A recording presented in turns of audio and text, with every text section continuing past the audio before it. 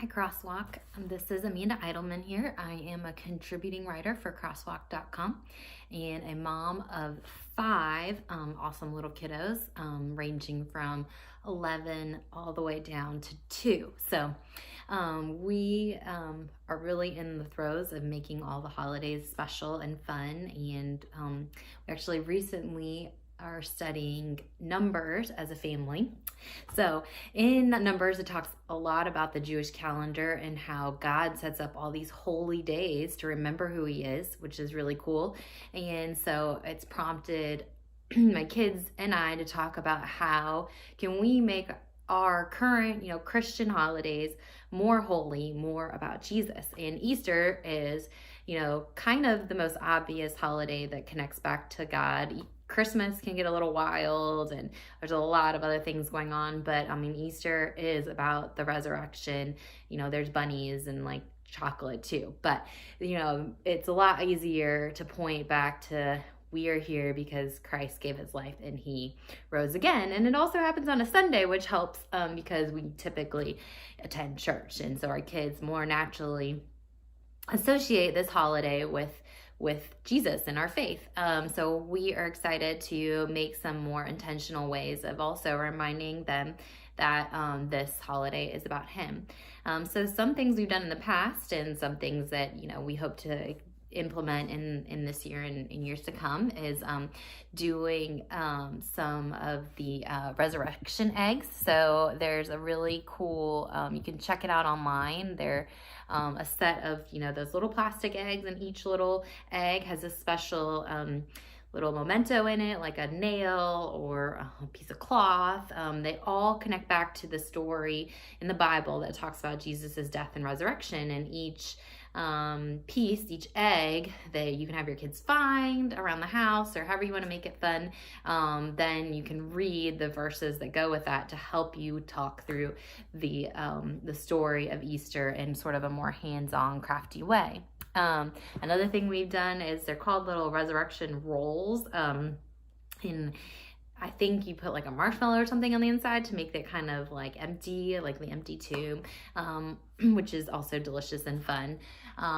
Something we did last year, which was really cool, was actually had a friend of ours that is a Jewish Christian come and go through a Seder meal. I'm sorry, I'm probably saying that wrong, but he really talked us all through all the pieces of this meal that connected back to Jesus in such a beautiful way, and having someone that really understood the intricacies of the Bible and the Jewish faith and the traditions, and then also was able to see how that connected to Jesus was really cool. And we got to do it as adults, but also have our kids walk through each of the pieces that went with the meal and talk about how that connected back to Jesus, which was really fun. We did that with our small group, and very special, memorable, and great connection back to the Numbers study of these are the traditions that the Jewish people have followed in order to remember what God has done. And even as Christians, we need to have those things in our lives that help us remember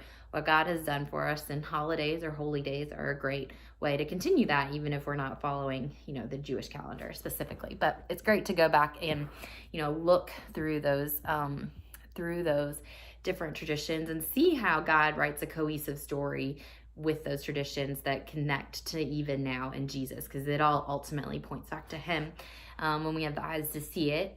So another cool idea for you guys is making some watercolor art. So you can use some white crayon to write a verse or a message like he is risen on the back of your paper, and then have your kids make a tomb and color over that tomb with the watercolor art, and then the secret message about Easter can come through and they get to make something fun and pretty, and that's always a great hands-on way. I love art as a way to reinforce an idea. Even my older kids, sometimes they begrudgingly participate, but it's still great for them. And somehow doing art really activates a part of our brain that makes learning about something stick a little bit more, because it just is more hands-on, more interactive.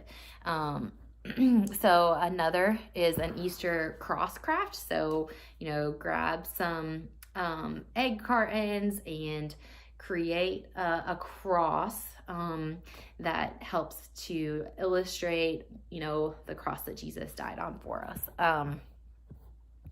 And then another is a resurrection craft where you can make a little tomb with them with like maybe a recyclable plastic, piece of container, and cut a hole for the tomb and use like a little piece of those little guys that poke in, and then you can twist it so open the tomb and see that it's empty, and just also another hands-on way to illustrate that part of the story. And another really fun craft, sorry, we're lots of crafts here, is to get some stones and have your children paint on them scenes that have to connect back to the resurrection story, maybe 3 crosses or a palm branch, the stone, the bread, the crown of thorns.